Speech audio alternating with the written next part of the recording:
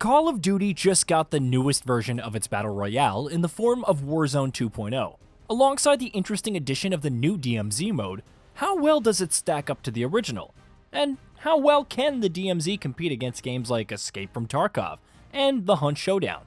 Find out in our review.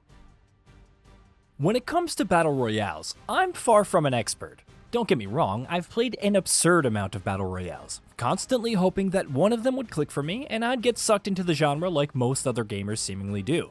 But alas, even when taking the original Call of Duty Warzone into account, the closest I really got to truly enjoying a Battle Royale was Apex Legends. Well, Call of Duty Warzone 2.0 is out, and having played quite a bit of it, I sense a change in the winds approaching.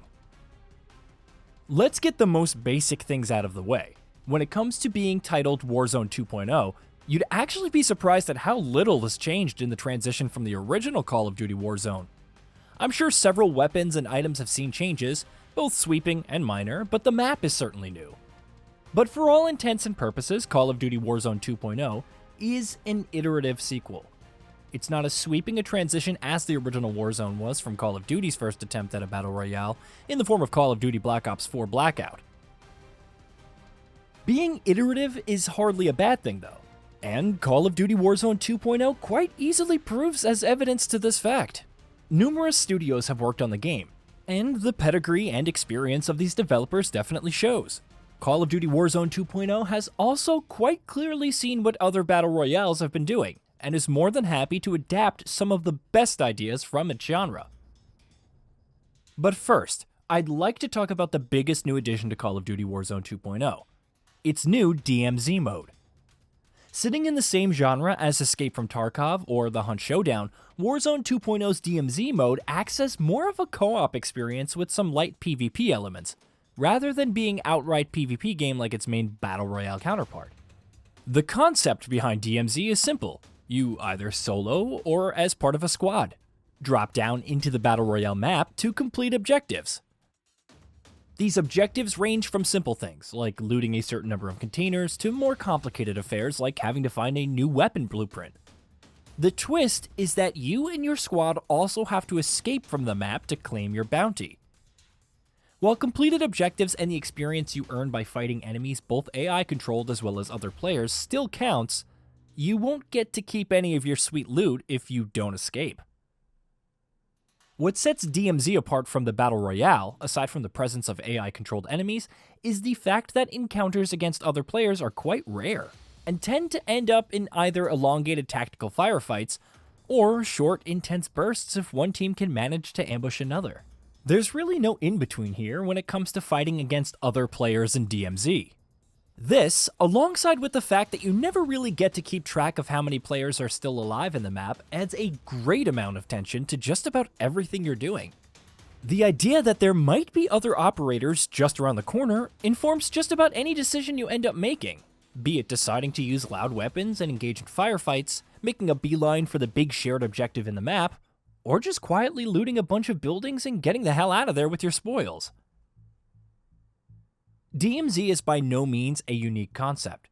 Like I mentioned earlier, games like Escape from Tarkov and The Hunt Showdown already use a similar structure for their core game modes, and personally, I find The Hunt Showdown's pseudo-horror atmosphere, old-timey weapons and tools, and intense boss fights to be the best implementation of the emerging new genre. With DMZ, however, Call of Duty Warzone 2.0 has certainly made a strong first impression, and I'm excited to see how DMZ evolves from here on out. When it comes to the Battle Royale itself, the best thing I can say about it is that it's just about as fun as the first one. The core game loop of dropping down into a giant map and scrambling to find weapons and equipment to try and survive opening salvo of fights that will have almost certainly started around where you landed is still a strong one, and Warzone's more unique aspects in the form of the Gulag and its core gunplay still make it a unique experience. When it comes to actually judging the strengths of a Battle Royale, however, the map quite possibly shares equal footing with gunplay in deciding quality. The map offers a phenomenal mix of environments, and dangerous wide open areas sit side by side alongside intense, tightly packed pockets of buildings and structures in a naturalistic way. Now, I have by no means been through the entirety of the map, pixel by pixel. I have, however, managed to drop in a lot of different locations over several matches, and have found just about every drop to be unique and exciting. The map also brings with it one of Warzone 2.0's new features: strongholds and black sites. Much like the DMZ modes, these new areas feature AI enemies to fight. How it works is simple. Over the course of a typical Battle Royale match, strongholds will open up all over the map. Players can take on these strongholds to defuse a bomb. Doing so will get them a key to access a black site, as well as a custom loadout. Black sites are essentially more difficult versions of strongholds and offer a permanent weapon blueprint reward, alongside other loot that you can use for the rest of the match. Other new additions to Call of Duty Warzone 2.0 are definitely fun, but don't really do much to shake up the core gameplay. One of these new features when it comes to gameplay, assimilation and interrogation both allow for a fair bit of potential in bringing out more interesting and unique encounters. The most fun addition, however, is quite easily the new proximity chat, which more often than not devolves into hilariously petty insults being constantly thrown around. Call of Duty Warzone 2.0 is a strong follow-up to what was already a pretty great battle royale. Rather than bringing in sweeping changes, the developer instead opted to make smaller changes that would shake things up on a more micro level, bringing out a surprising level of unique encounters between players. When it comes to the core battle royale, the addition of strongholds and black sites is quite easily the most interesting new feature. Generally speaking, however, DMZ might be the most important and new fun addition to Call of Duty Warzone 2.0's offerings by far.